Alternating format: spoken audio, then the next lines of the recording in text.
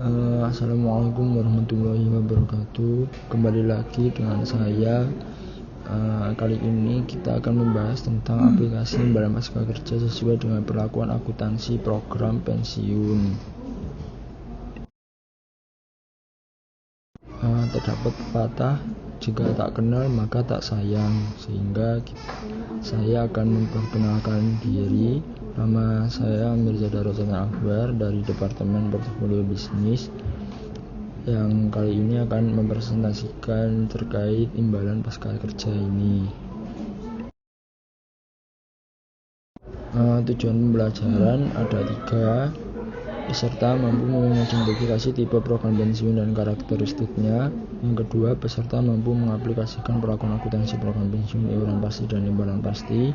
Dan ketiga, peserta mampu menyajikan dan mengungkapkan aset dan liabilitas pensiun dari laporan keuangan. Gambaran umum materi. Alur materi dalam pembahasan topik aplikasi imbalan pasca kerja sesuai dengan perlakuan akuntansi program pensiun sebagai berikut, dibagi menjadi 3 pokok bahasan. Yang pertama yakni tipe program pensiun dan karakteristiknya. Yang kedua, program iuran pasti dan imbalan pasti. Serta yang ketiga, penyajian dan pengungkapan aset dan liabilitas pensiun di laporan keuangan. Kita akan membahasnya secara runtut dari yang ke satu terlebih dahulu. Tujuan dari konten materi yang pertama yakni ada 2. Yang pertama, mengetahui cakupan imbalan kerja, dan yang kedua, mengetahui gambaran umum imbalan pasca kerja. Berbeda pada pembahasan sebelumnya, pada pembahasan kali ini cakupan imbalan kerja kita akan membahas tentang imbalan pasca kerja, sedangkan yang sebelumnya kita membahas tentang imbalan kerja jangka pendek dan pesangon.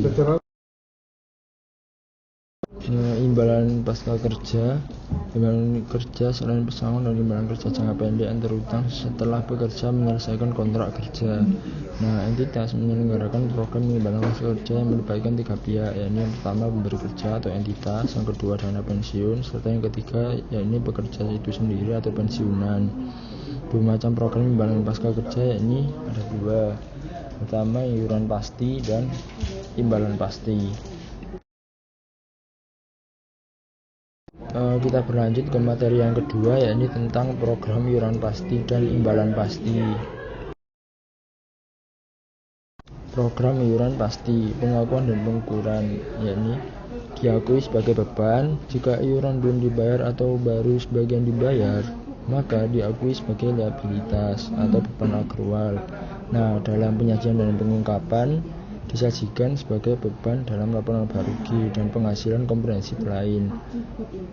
Pengungkapan untuk personil manajemen kunci. Sedangkan untuk program imbalan pasti, entitas memiliki kewajiban hukum untuk atau kewajiban konstruktif untuk membayar iuran lebih lanjut apabila dana pensiun tidak memiliki dana cukup untuk membayar imbalan sebesar jumlah yang telah disepakati. Entitas akan menanggung resiko aktuarial dan resiko investasi.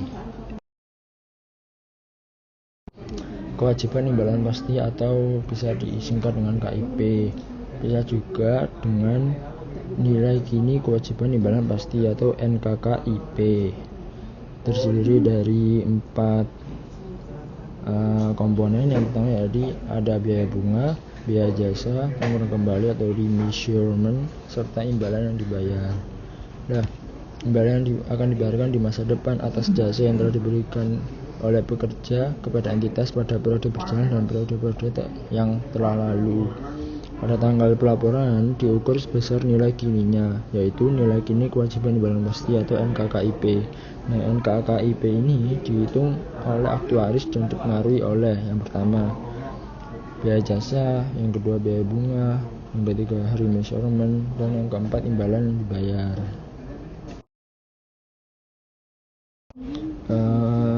Sedangkan jika ada NKKIP maka akan ada aset program.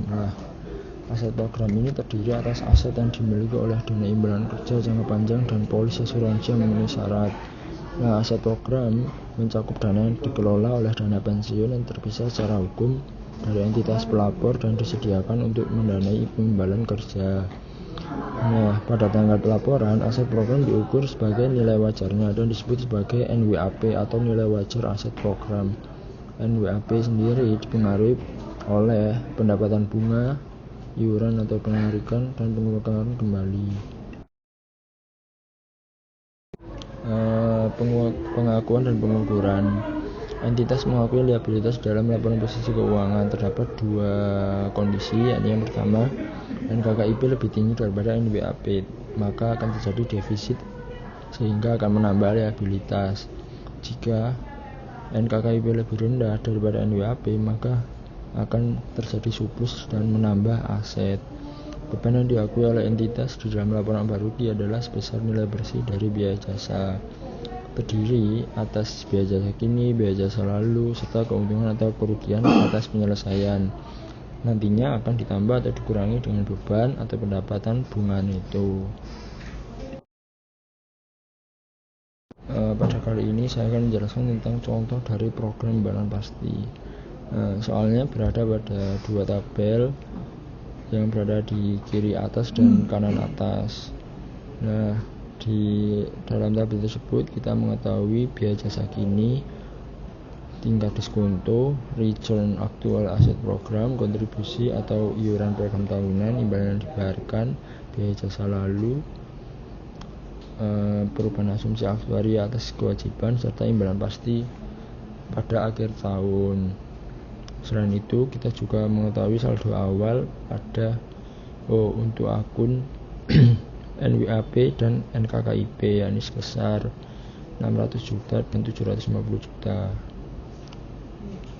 Nah, untuk tahun 2018 kita menyusun jurnal dan memo. Nah, untuk jurnalnya terdapat 4 akun, yakni ada beban, kas, penghasilan komprehensif lain, serta aset atau liabilitas imbalan pasca kerja. Sedangkan untuk memo terdapat kewajiban imbalan pasti dan aset program. Lah, perbedaan mendasar dari jurnal dan memo ini adalah jika jurnal hasilnya nanti akan diinput ke dalam jurnal yang nantinya akan dimasukkan ke laporan keuangan. Nah, sedangkan kalau memo ini kita tidak memasukkannya ke dalam laporan keuangan, namun hanya sebagai memo atau untuk mempermudah perhitungan. Nah, untuk tahun 2018 ini biaya jasa kini kita masukkan 48 juta sesuai dengan tabel warna biru di atas. Kemudian ada beban bunga 75 juta yang diperoleh dari 10% dari NKKIP sebesar 750 juta. Kemudian terdapat pendapatan bunga sebesar 60 juta yang diperoleh dari 10% dari NWAP atau aset program. Kemudian terdapat iuran. Iuran ini diperoleh dari tabel warna biru di atas, yaitu kontribusi atau iuran program tahunan, serta imbalan. Nah, imbalan ini adalah imbalan yang dibayarkan kepada pengelola dana pensiun, yakni akan menambah NKKIP dan mengurangi aset program. Jurnal untuk tahun 2018 kita dapat melihat dari akun jumlah tahun berjalan yang terdapat pada tabel di kiri bawah. Terdapat akun untuk beban imbalan pasca kerja 63 juta berada di debit, kemudian kas 48 juta di kredit, serta liabilitas imbalan pasca kerja 15 juta yang berada di kredit.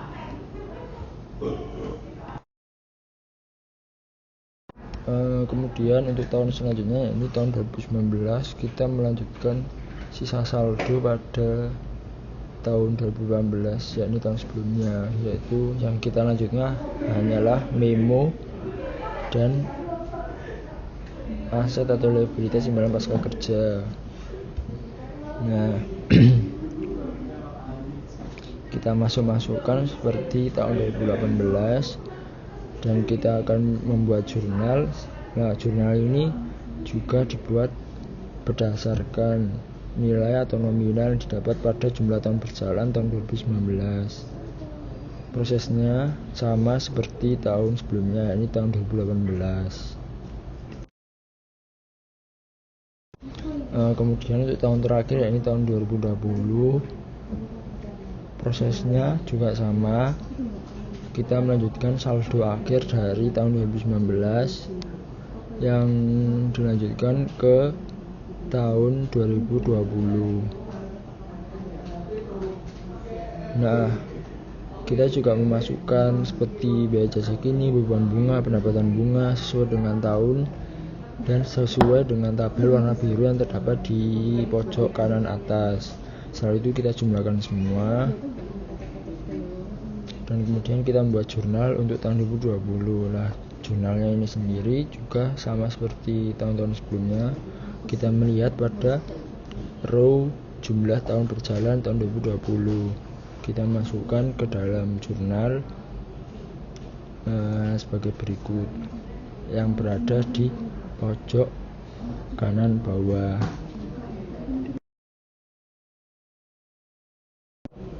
Kita beranjak ke materi 3, yakni penyajian dan pengungkapan aset dan liabilitas pensiun di laporan keuangan.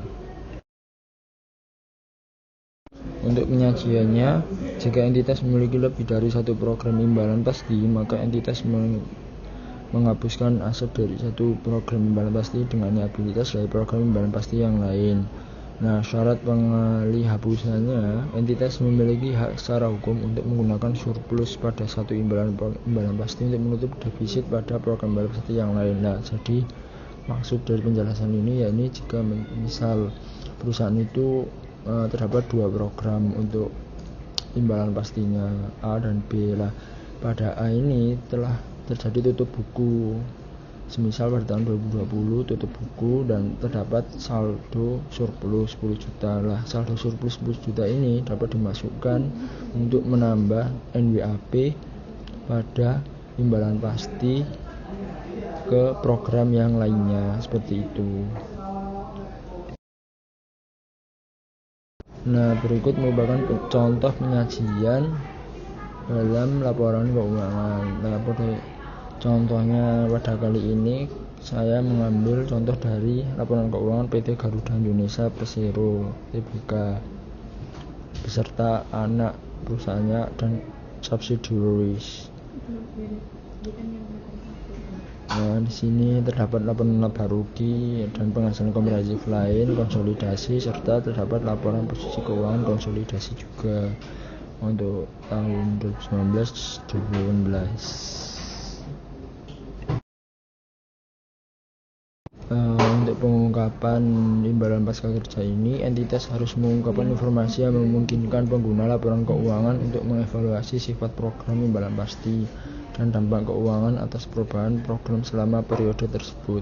Contohnya, kebijakan akuntansi dan gambaran umum terkait program imbalan pasti, rekonsiliasi saldo awal dan saldo akhir NKKIP NWAP, total beban yang dilaporkan dalam laporan laba rugi, serta jumlah yang dilaporkan dalam penghasilan komprehensif lain.